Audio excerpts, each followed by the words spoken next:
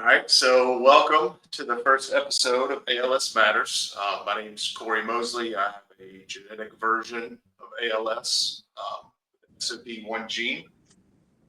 This will be the first episode of a recurring conversational series with folks from the ALS community. I'm lucky enough to have two of my cousins on the first episode, Mike Jones and Scotty Easter. And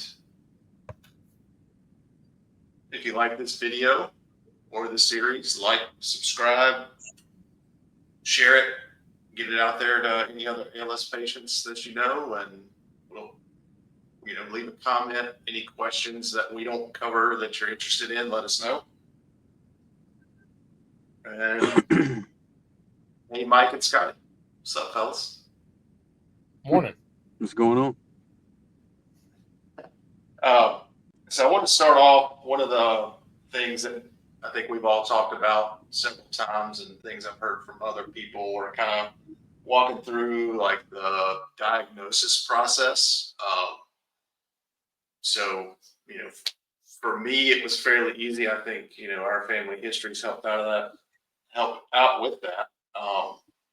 But kind of what has been, your guys' experience through that, and maybe what's something you'd want another person that's going through that process, what's something you wanted to know? And Scotty, we'll start with you.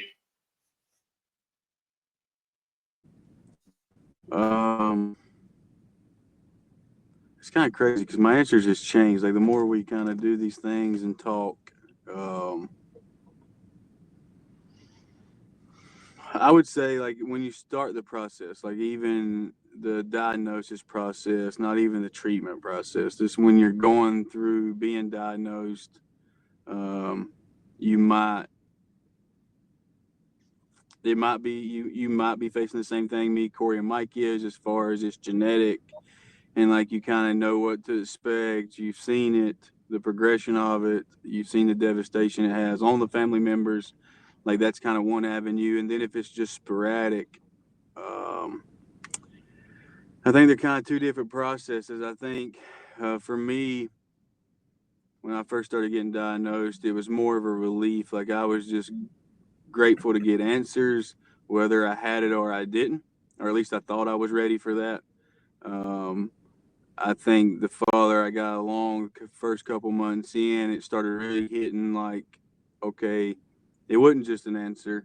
I do have this rare, horrible disease that there's not a cure for, but at the same time, life goes on. There is avenues now for, better courses of treatment, a lot more clinical trials moving forward. So it's a time to be optimistic, not to get down. If you need support, there's support out there, whether it's a licensed psychologist, or if it's just a ALS support group, or if it's genetic, if it's just family.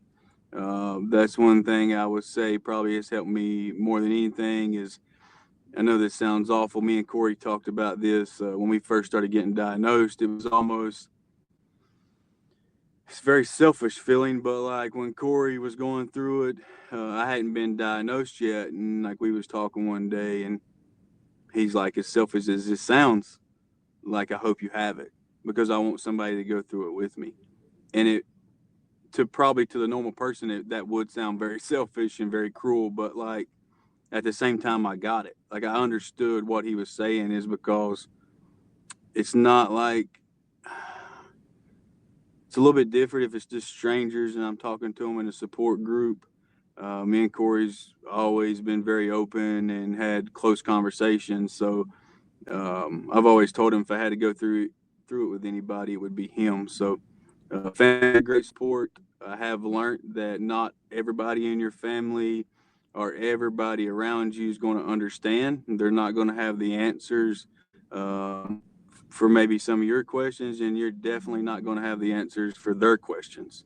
I have learned that, especially with my spouse, to stay patient, try to explain it to her the best I can, because I mean, this is my first time going through this, and hers too. But when you get a diagnosis of a disease that's not curable, like when you go to the doctor for a broken bone or a cold or any other type of like diabetes, they put you on a treatment plan, and they kind of lay the foundation out in front of you. It's like, this is our next steps, this is what we're going to do, this is the results we should expect, and if we don't, then we'll back up and readjust. And with ALS, like with the Qalsody treatment, I feel like sometimes family members can try to put that same type of treatment course or expect those same answers that you would get with a more common problem. And it's just not there at this point in time. Now, 10 years, if Qalsody is doing what we expect to do, then I think you can have those answers, and you will have numbers to look at and say, well, this is where I'm at in my progression. And with right now not having those numbers available, I think it can be frustrating, not only for yourself, but for family members of what to expect or what to prepare for. So I would just say to anybody that's going through this process in the early stages is just seek support. There's the ALS Foundation, what is the other one? The ALS United. There's a bunch of resources out there, and the worst thing you can do is not reach out and ask for help, whether it's for the caregiver or anybody else in your family that might be experiencing some type of hardship, uh, some type of feelings about it. Even your kids, they have questions too. Like, I've got a 17-year-old and a 14-year-old that if it affects them like it has me, then my 17-year-old's 20 years away from experiencing the same things I'm facing now. So he had asked me questions, and sometimes I don't have the answers. So I have to reach out to all the great resources that the ALS Association puts out, and gives you guidance on how to handle those moving forward. Mike, what about you? What your path through diagnosis and kind of the last year or so? Mine started in the back of my mind. I will always say, I always knew there was a chance. Okay, because my mom had it. You know, me and my twin sister, along with others, we would take care of my mom when she had it. And probably, I don't know, 2 years ago, um, I started seeing some things, but I kept pushing it off, saying it was where I tore my ACL. It's because of my knee. It's because of my knee. This is happening. Blah blah blah. And what got me to get actual tested was my brother who has it. Um, he's had it now over 14 years. I went and visited him one day. Me and my wife did, and his wife sort of pulled my wife to the side and said, "Hey, Mike needs to go get tested. We're seeing some things the way he's walking that sort of is familiar to what they saw when my brother Randy started having the symptoms." So that took a little bit. My wife finally talked me into doing it, and I was like, okay. So I went, and just like Scotty was saying, with it being in our family, um, the diagnosis was pretty quick. It took about 2 months, but when I first saw the doctor, he immediately said, "Yeah, I'm pretty confident you have ALS." So, but like Scotty was saying, there's a lot of people out there that can help you to walk you through this. I will say, I'll be straight up transparent. The first 3 or 4 months, it was rough. Even though I knew in the back of my mind I probably had it, but hearing yes you do, boy, it was rough those first 3 or 4 months. I mean, there was days that I didn't want to do anything. There was days that I would just be sitting in the recliner or watching TV, and I just started to break down, you know. And I'm assuming we all have had those days. So, Yeah.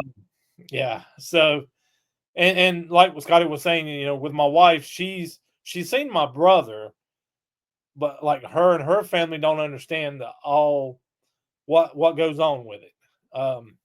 So when they're seeing me have issues getting up and down steps, you need to go get your knee checked. It's your knee, blah, blah, blah.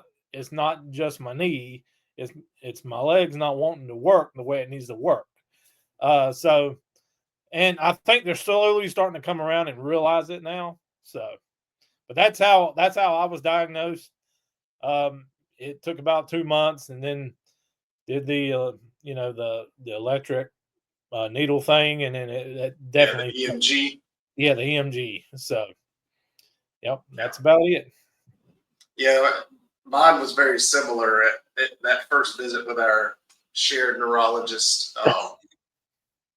Literally had a conversation. I started out just sending him an email because I started kind of piecing together some of the symptoms, and he kind of tried to downplay it a little bit. Well, there's a lot of things that cause the twitching and cramping and all these other things. It's like, I agree, there are, but at the same time, we have fairly extensive family history of this, so I'd definitely like to get checked out. I'm curious because I'm pretty sure that all three of us were in a similar situation in that we were kind of waiting to see kind of once we started noticing symptoms.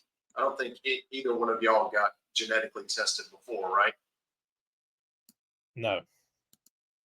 Scotty? No, I waited until I had symptoms. No, I waited. And that's kind of like Mike. Like I tried to play it off in the beginning. I was in a car wreck in 2013, and like I tried to play it off like, okay, well, like the reason I'm limping is because maybe where I fractured my spine, one of my legs has got shorter. Just kind of stupid reasons for it to be happening, but it was me just trying to find other reasons than ALS. Would either of y'all, we'll start with Mike on this one, would either of y'all, knowing what you know now, would you have gotten genetically tested sooner? Oh, definitely, especially now that there's treatments out there. Now, granted, I know you two sort of caught it a lot sooner than I did, but I would have gotten tested if I'd have, we knew about there was treatments out there, but no one really talked about it. We had cousins who were on it, but no one really talked about it. And if I'd have known, I would have got tested a lot sooner because it would have been a lot better. The sooner you get tested for it, the quicker, especially with the gene that we carry, the sooner you can get on a treatment and stop it or extremely slow the progression down. So talking symptoms, what's one that y'all have noticed that you weren't aware of or before you got diagnosed? What's like a symptom you picked up on that you wasn't aware that was a symptom of ALS? For me, most definitely, I would say most definitely that I wasn't aware that was a symptom has to be the mood changes, sudden mood changes, getting aggravated really quickly. I didn't realize that mood swings and was a part of, could be associated with ALS.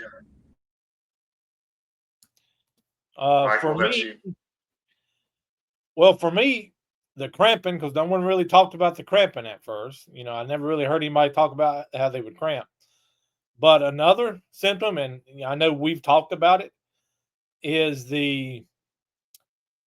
I call it like night fighting when you're sleeping. Sleep fighting, yeah. Because we've recently found out that that's a early sign that something could be going on. And I just thought it was, all my years of, I used to be a bouncer, head of security at places. I was in the military for a little bit. I thought it was just me, fighting, just having dreams, but that's not what it's all about. So those were some symptoms that I didn't really know at first, even though my mom had it. I know that my mom had some like things at night, but I didn't think that's what it was. So.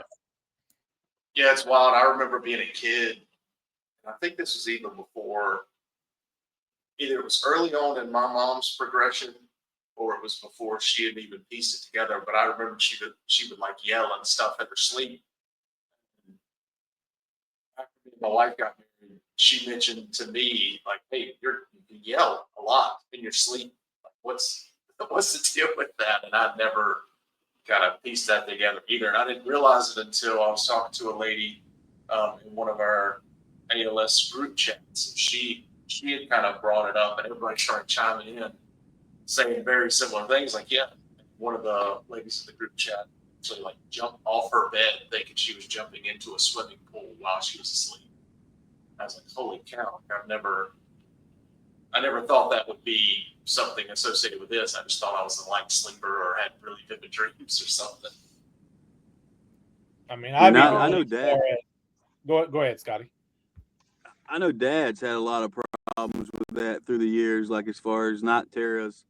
Like I'll never forget, like the one that always sticks out to me that he says bothers him the most is that somebody's breaking in his house and like he's paralyzed and can't move out of the recliner. Like I'll never, like he's told me that one numerous times, but luckily I've not experienced any of the night terrors. Now I do have quite a bit of trouble sleeping, but it has nothing to do with any type of dream or anything. So I've not got that symptom yet for me personally, and hopefully that one will stay away. Yeah. I know. What? I'll be honest with you. There's been times that, and what we're saying by night terrors is you're literally fighting. I mean, there's been times I've grabbed my wife in the middle of the night. I'm 300 pounds. My wife is nowhere near my size. And only reason why I've woke up is because she woke me up yelling at me, screaming. Yeah.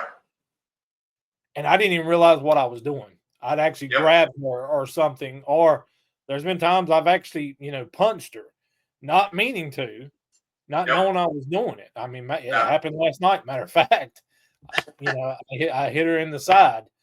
Didn't even realize what I was doing. So. Yep. Now I've done the same thing. I've like rolled over and like elbowed in the middle of the night, hit her in the shoulder or something, and she'll wake me up like, "What are you doing?" Like, I'm just having a bad dream. Sorry. What's one thing that you guys do differently, or let's say, what's one thing you do differently or think differently about since you've been diagnosed? I'll give you my example is saying yes to a lot more things. Just going and doing as much as I can, kind of while I can, kind of mindset. What's an example for either one of you like that? I'll let you go ahead, Mike. Put me on the spot here. I'm trying to do a lot more things. But there's just some days, we're talking about some of the side effects or symptoms. There's days I'm just too tired to do anything, especially after working all day long. I don't feel like doing anything. Right. What about like maybe a change in your relationship with your wife or other family members, maybe something like that? Well, a lot of that's changed where, I depend on her to do a lot more stuff now. Yeah. I was that guy, and we've all talked about it. When we went and got groceries, I would carry all the groceries in. I would take the trash off all the time. I would do this, do that. But like I said, I'm a little bit farther along than what you two are, and it's a little bit harder for me to do that stuff. So now she's having to carry in groceries. She's having to take the trash off, which really sucks because, I feel like excuse my language, a piece of crap sometimes.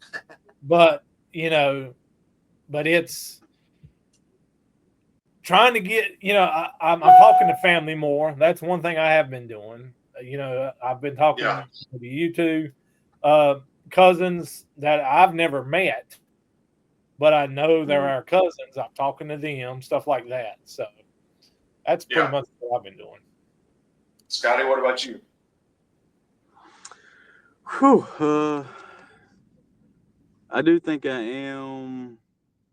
I'm not gonna say I talk to family more. I've always, I guess you would say, kind of been like the rest of the Easters and kind of just stick to myself. I think that's one of my dad's and mine, and nanas, and I'd say we get it from nana more than we do pa, is like we just kind of isolate ourselves. Like we don't really, not really, I guess we're not really social people. Like my dad's the type of person, if you don't come to his house and see him, he's not coming to yours and see you. Right. I've been out of the house since I was 18, and like I can probably count on two hands how many times dad's been to the house, but I mean, that's just dad. Yeah. So I try to be more, I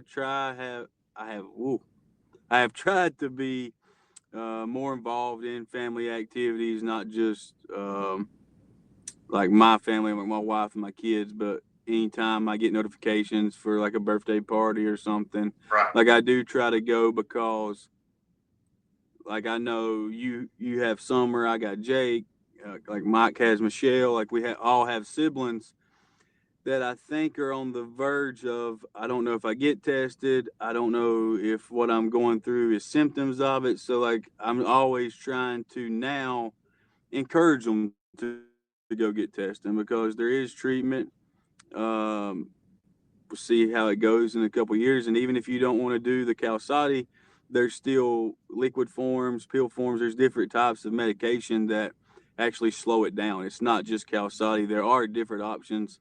They might not have the same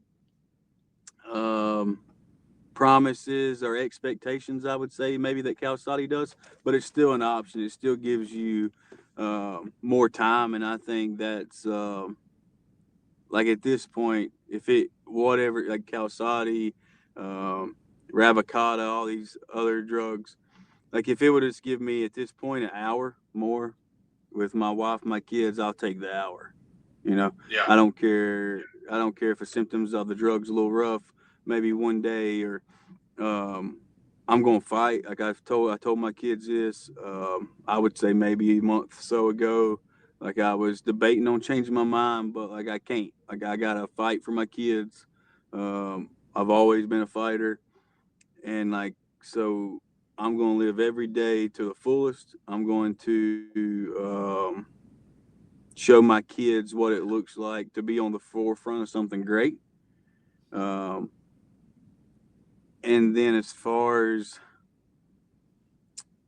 anything that's changed with me and my wife, I guess the one thing I really reckon it's probably been just this week. Like I've done a lot of thinking in the last couple of weeks. Me and Cory, we've talked about it some, but even though I have this, and like this is my story, this is Scotty's story.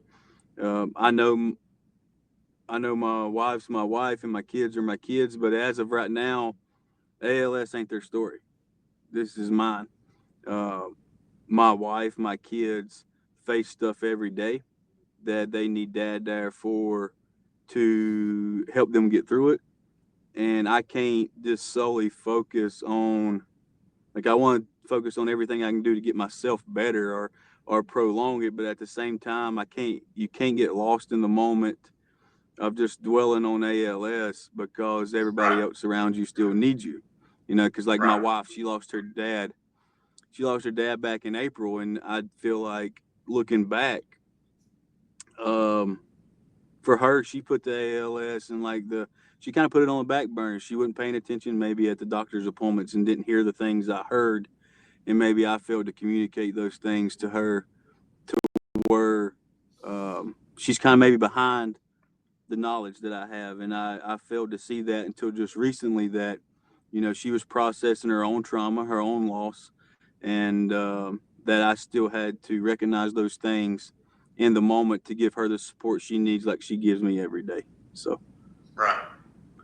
I don't know Yeah. if that makes sense. That was kind of a lot, No, but yeah. No, I think it does. I mean, it's one of those things. I know when I was first talking to my wife about going to the doctor, I mean, we had, and I'm sure you guys are the same. We had conversations about this even before we got married.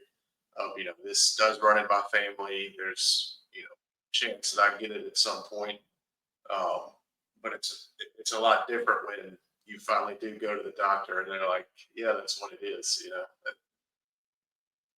It's a different, that's what I'm looking for. So it's a shock. This is the best way to put it. Even though, we've had so many people in our family that have had it, it's still a shock when it's you that gets it, right? we've talked about Qalsody a few times. We've mentioned it. What, for both you guys, I mean, Qalsody's treatment specifically for our version of ALS, what did it mean to you when you found out, one, that there is a treatment for our version of ALS, and two, when you were approved to get on? Mike, can go first. Yeah, that means a lot. I mean, that's all honesty. That's one of the reasons why I went ahead and got tested when I did, because I was always in that mind frame of, I knew there was a chance I was going to get it. I've already said that, but I was in that mind frame. If I get it, I get it. That's just all it is to it. There's nothing else you can do about it, because when my mom was sick, when your mom was sick, everyone, there wasn't nothing out there, so you just sort of watched them decline. I was 8, 9 years old taking care of mom, taking her to the bathroom, putting her on bedpans. What 8 or 9-year-old kid does that? You know what I'm saying? Yeah. But in my mind, I already knew if I got it, I got it. It is what it is. But my stubborn nature, which we all have that, was that I don't want to know if I got it. Right. It is what it is. But then we start hearing about the Qalsody and these treatments, see how it's actually working, then it changes your mind frame a little bit. So, that's why I went, I went and did it. I'm on it now. I'm seeing some improvements. And I've not been on it. I've not even been on it as long as you two. But I'm seeing some improvements that have sort of floored me a little bit. But and even the doctor. I mean, prime example. A lot of people don't know this, but for several months, my left foot, which is where everything started, I wasn't able to bend my toes. I couldn't bend my toes or anything. 3 weeks ago, I just sitting in the recliner, and next thing I know, I'm bending my toes. I'm able to bend all my toes. And I've not been able to do that for months. So yeah, I mean, it's very promising. And from everything that's been told to me, and I'm assuming it's been told to you, a lot of the improvements or whatever that can happen usually happen after that 12-month range.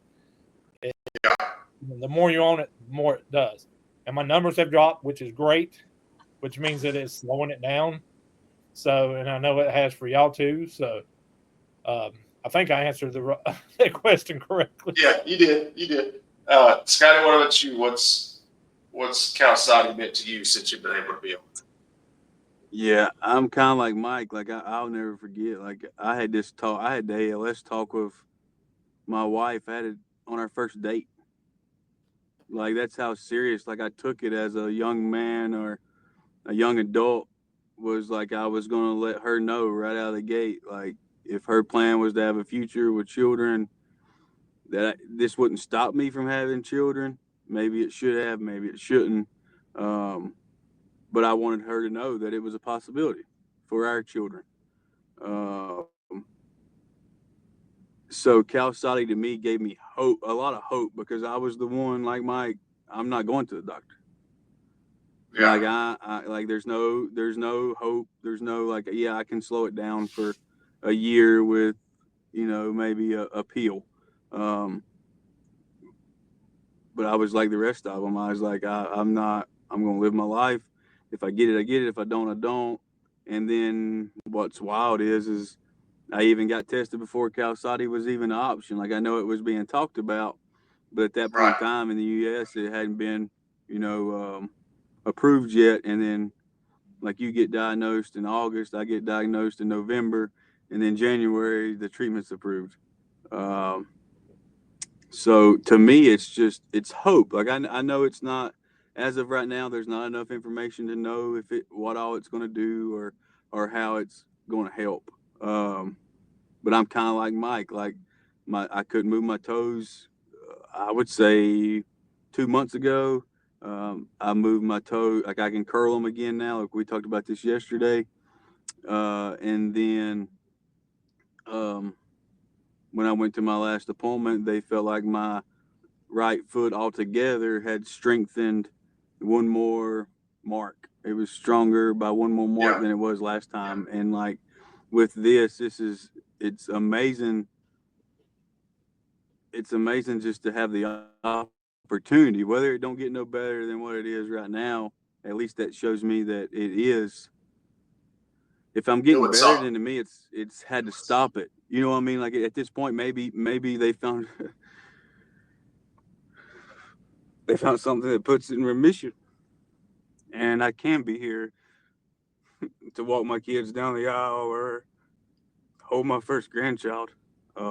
So I mean, it's the world to me. It's the world to this family. Like, I mean, you sit and look at the 40 people, 39, whatever the number is at this point, to see how many people this drug has the potential to change lives moving forward. Like, if we're 4 generations in and we're up to 40, so like, what's 4 more generations? Like, how many people? Not if it don't cure it, even if it just makes quality of life better. Like, how many people is this going to affect just in our family, not across the world or United States, like just in our family, like in 3 or 4 generations, like you could be talking potentially 50, 60 people. And like for us, that's huge. Like for my kids, your kids, like that's huge to have that or this available, I guess you would say. So to me and our family, I just think it's life changing, generational changing. Hopefully, it's a cure in the next 5 years, and then my kids don't worry about whether they have kids or not.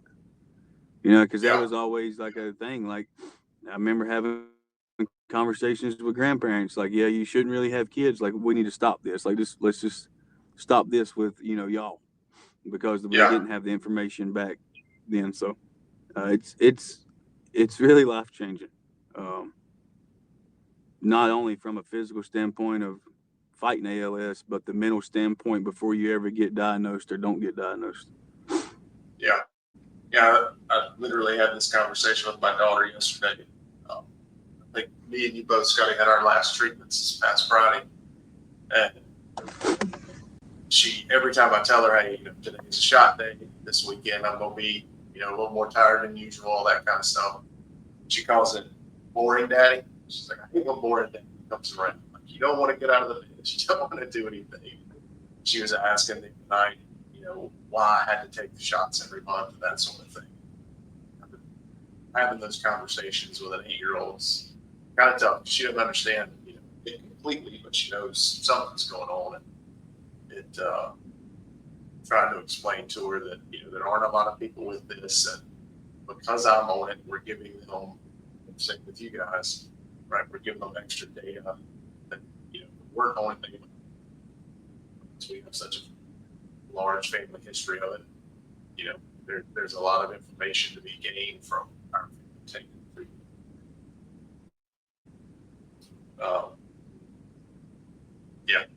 It definitely means a lot to know that, it's slowing down the progression. I haven't had the toe thing that you guys are talking about, but my last clinical visit, Dr. Harrison said it feels like the turning my foot to the inside has definitely gotten stronger. So that's encouraging to hear and watch those NFL numbers go down in response to Qalsody's been encouraging as well. What's something you wish everyone knew about ALS? Or wish everyone understood about what it's like either living with ALS or what it's like living with ALS in your family, or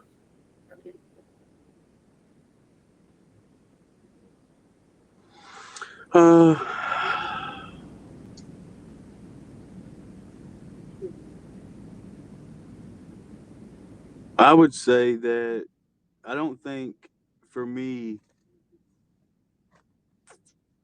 I don't think there's, like, when people hear ALS, like,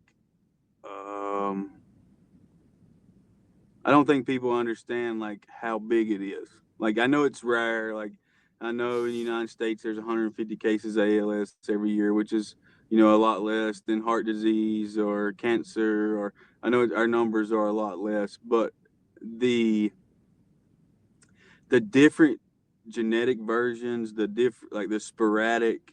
I think a lot of times ALS gets wrapped up into this one bubble, and I think unless you really take time to explain to someone that I'm one of the lucky ones. Like me, you, and Mike are lucky that we even have a treatment option. Sporadic still has nothing. So like, yes, we're making, because I always feel like pretty selfish sometimes, because like I get like whether it's I'm having a bad day or just not feeling it, tired, or just mentally stressing, then like I always remember like there's still people that's got 2 to 5 years with sporadic and no hope, and like that breaks my heart. Like that's one thing I guess probably if I struggle with anything mentally, it's probably that more than anything. Is that because like you'll feel down, you'll get in your feelings, you'll get depressed, you'll like Mike said, you have days, but it's just that there's still people out there that have no hope with ALS, and it's not my kind of ALS. So, some people has asked me, like I've had, some family members, friends, like they'll get more personal questions with you, and they're like, well, why are you advocating for sporadic ALS when that's not what you have? Is because it still affects that person the same way it affects me. It just takes longer. And if there's anything I can do or try to bring awareness or, raise money for research, that's what I'm going to do, because to me, like the one thing I have learned is this is a huge community. The ALS community is, whether it's people with it, people that's had family members with it, that's still trying to fight for research. I mean, in my opinion, it might just be because I have it now, but this is like the cancer of my youth. Like cancer used to run rapid, and there wasn't much hope with cancer 10 to 15 years ago. And now it seems like daily or, once a week, you hear somebody about going through chemo, cancer going into remission, and, people surviving from it. And like that, that's my sole goal with ALS, and whatever impact or how I can affect that journey for others or get us to that point, I'm willing to do it. So Mike, what about you, man? What's something you wish everybody knew about ALS? It's the fact that in our minds, or we can still do all this stuff. You know what I mean? Yeah. But sometimes our body just won't let us.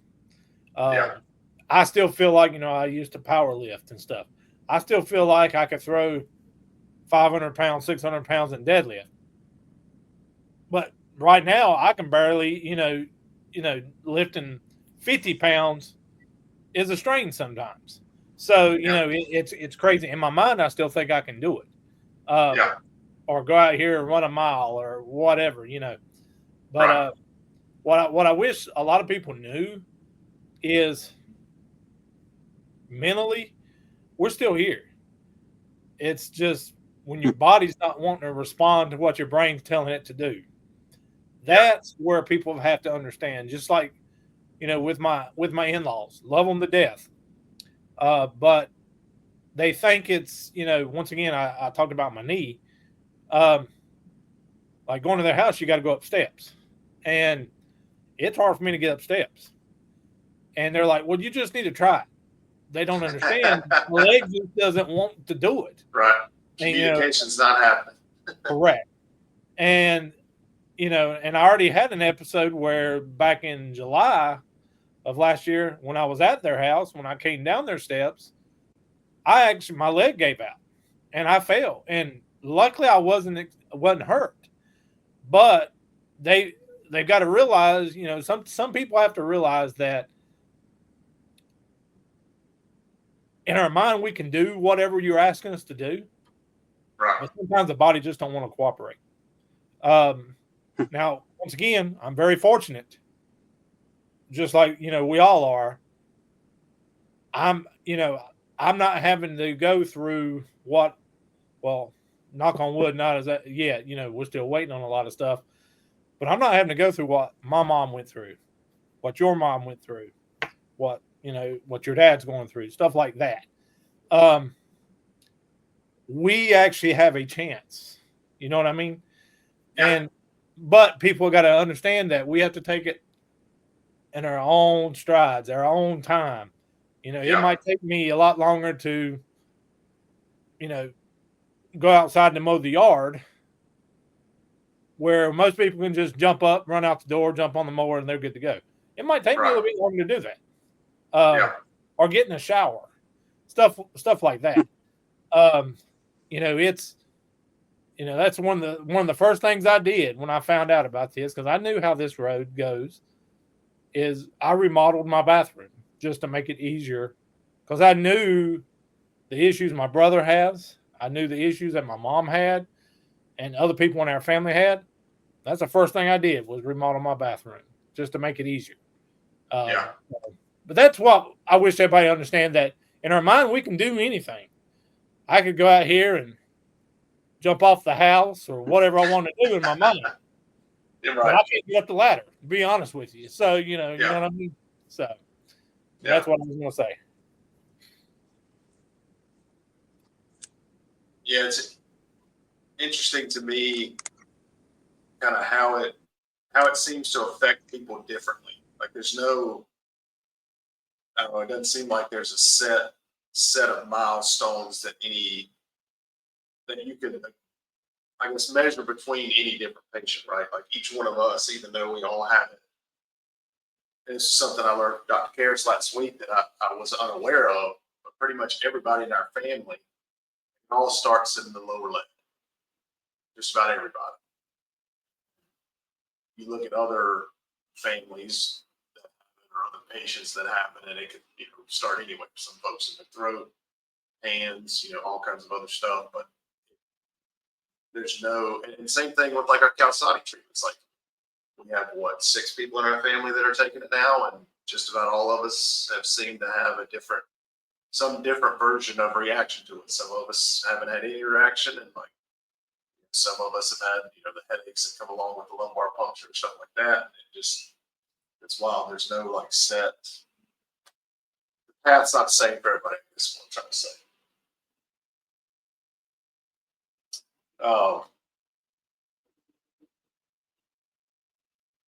We already talked weird symptoms. What's outside of Qalsody? What's something that gives you hope or that's inspired you since you've gotten diagnosed?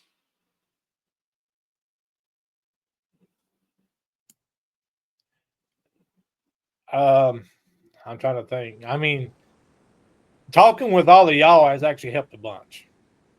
That's the one advantage that we have that others didn't back, earlier on. We're able to actually talk to each other and communicate. So that inspires me, because when I talk to you, Cory, or I don't talk to Scott as much, but I need to. Or even talking to our cousin that lives down in Georgia, or our other cousin, seeing what they're going through as well, and seeing that they're improving, it actually inspires me as well. And I it sort of goes back to the Qalsody. I'm trying not to go that way out, but It's that's the way. It's kind of hard when you've got that big of a trigger for hope, right? Correct. I mean, and just it's hope for the family. That's the biggest thing. Scotty brought it up a minute ago, talking to siblings or whatever and trying to get them tested. Luckily, my side of the family, me and Scotty talked about this before the call, but both my sisters, I've got a twin sister, and then I've got an older sister, and I've got an older brother. My older brother has ALS. He's had it for over 14 years now. We were able to talk my twin sister and my older sister both to go get tested. Neither one of them have the gene, which is a relief. It's great, because that means, because they both have several kids. I don't have any kids, but they have several kids each, and that tells me that their kids aren't going to have to worry about it. You know what I mean? Yeah. But it gives hope to the whole family. My opinion. You know, I still wish our family would get together more. Me and you talked about it, Corey, but Yeah. I think it gives hope. So, Yeah. Scotty, what about you? What's something that outside of Qalsody gives you hope or inspires you to keep fighting?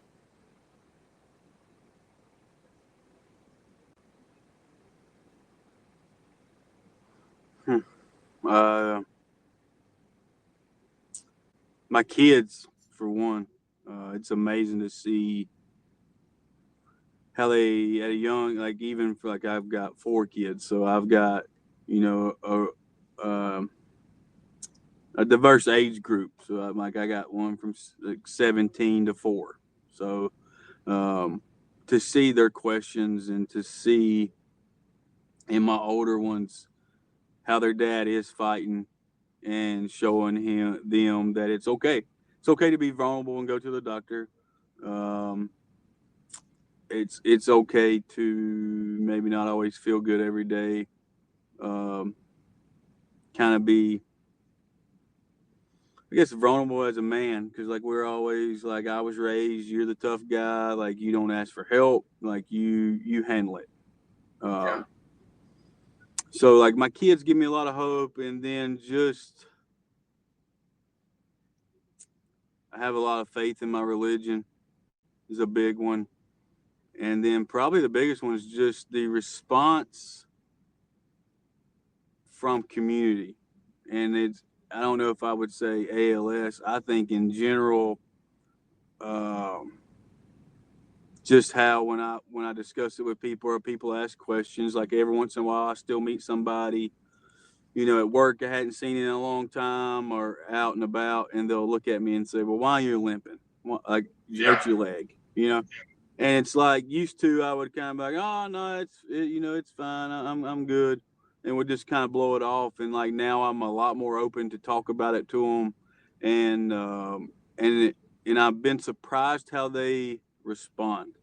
I mean, everybody responds different. Like, but you'll have some that says, well, like you just need to keep fighting. Don't lose your faith. We're praying for you. And then some people just don't. I mean, they don't know what to say. Because like they kind of just, for one, they're embarrassed because they thought you had something like a sprained ankle or something, and then it's something a little bit more serious. But it gives me hope that I'm open to talk about it. Yeah, like just being able to talk about it. Like, I mean, Corey, like 2 years ago, there's no way you'd had me on a podcast talking about ALS. I mean, it just wouldn't have happened. Like I told you, like, nah, I'm not interested. But just hoping humanity in general. Like I know this world's crazy. We're seeing a lot of different, aspects of things going on in the world. And a lot of times if you just get wrapped up in the news, it can get doom and gloom. But then like I can or I can look online at the ALS Association and see a story about somebody that's either fought and has already lost their life to it, or somebody that's still fighting, and like individual stories just are very inspiring. And just seeing how everybody's handling it and moving forward with their life, their day to day, they don't let it get them bogged down like that. Like especially the people with sporadic, like I have my days with familiar, and hopefully I got at least 10 years left. And I just like to see people that's sporadic, that's got, statistically 5 years or less, and to see them with a smile on their face, at these, the conventions and stuff that you see, like they're smiling, shaking hands, trying to raise awareness for it. Like that's just humbling in itself as a human, like to see people to come together, share their story, and fight for a common cause. Like that's just, there's no way not to be inspired. Yeah. I know when I first got diagnosed, and then shortly after getting on Qalsody, I went through a spell there where I felt really guilty about it. It was, kind of what did we do to deserve the one treatment that seems to be making a large impact, right? That's something that from time to time will pop back up in my mind. It's like, Yeah. kind of this feeling of responsibility now of, okay, if I do get an extended time frame, what are you going to do with it, kind of thing, you know? Yep. Yep. Mike, you were going to say something earlier. What were you going to say? I was just saying, he was bringing it up when he would tell people. A lot of people don't even know what ALS is. Yeah. That's the thing I'm Mhm. seeing a lot of. They'll see me like right now, with where I fell back in July, I'm walking on, crutches. I'm still able to get around. I'm still able to work. I'm doing what I need to do. It takes me longer to do it, but I can do it. Right. And people, they'll say, "Oh, what'd you do? Did you hurt your wrist? I mean, did you hurt your knee? Did you hurt your foot?" No. I go to, and used to I wouldn't talk about it. I was like Scotty. I didn't talk about it. Now, if someone asks me a question, I'll sit there and speak for an hour about it. Yeah. Everything that's going on, tell them what they're doing Right. now. Just more or less getting information out there. Because, like I said, a lot of people don't even understand. A lot of times I'll say ALS, and they're like, "What is that?" And I'm like, "Have you ever heard of Lou Gehrig's disease?" Or, well, yeah, I've heard of Lou Gehrig's disease. Is that the same thing? I was like, it's the same thing. I said, but there's different forms of it. And the form we have, we got a specific gene of it. But that's the biggest thing is getting it out there and letting people understand what it is. Because everybody knows what cancer is. Everybody knows what, heart disease is or whatever. ALS, a lot of people don't talk about it. So, Yeah.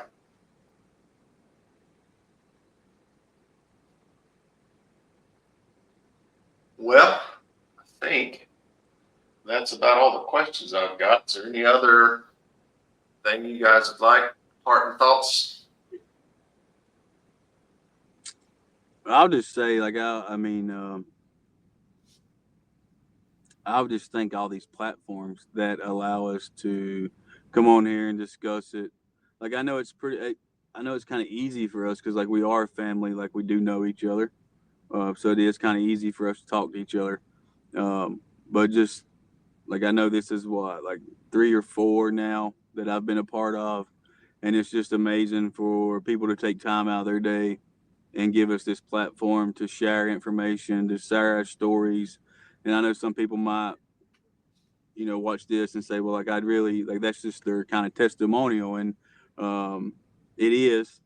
But at the same time, like, if there's anybody that watches this that needs somebody to talk to and don't have nobody to talk to, maybe you're going through this alone, maybe you do have sporadic, or maybe you're the first person in your family to develop the gene, like, reach out to ALS Matters. Like, I will be happy to share my contact information with anybody that watches this. And if there's anything I could ever do for somebody to maybe it's a phone conversation just to get you through the day.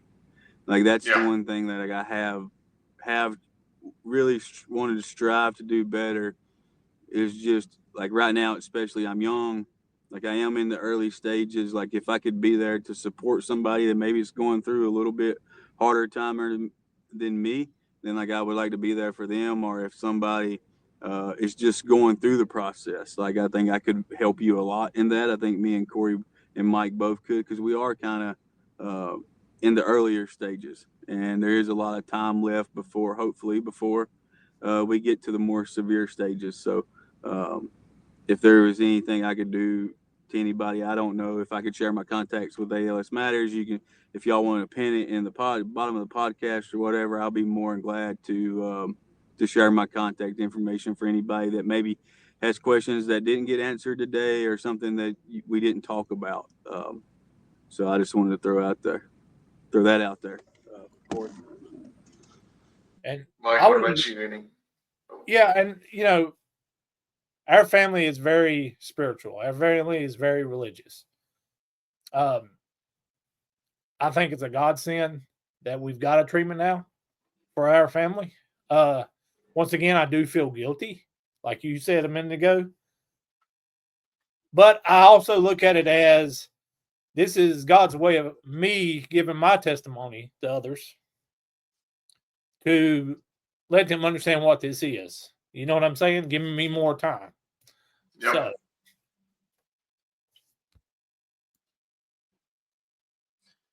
yeah, I can echo all of that. It's definitely one of those things. I feel like I said earlier, I feel like now we kind of have a responsibility if we do get even if it's a slightly extended time frame, right? I feel like we kind of have a responsibility to do something with it, you know? Well, I think we'll wrap up the first episode of ALS Matters. I want to thank both of you guys for being on here. Thank you for the support you've given me. I feel like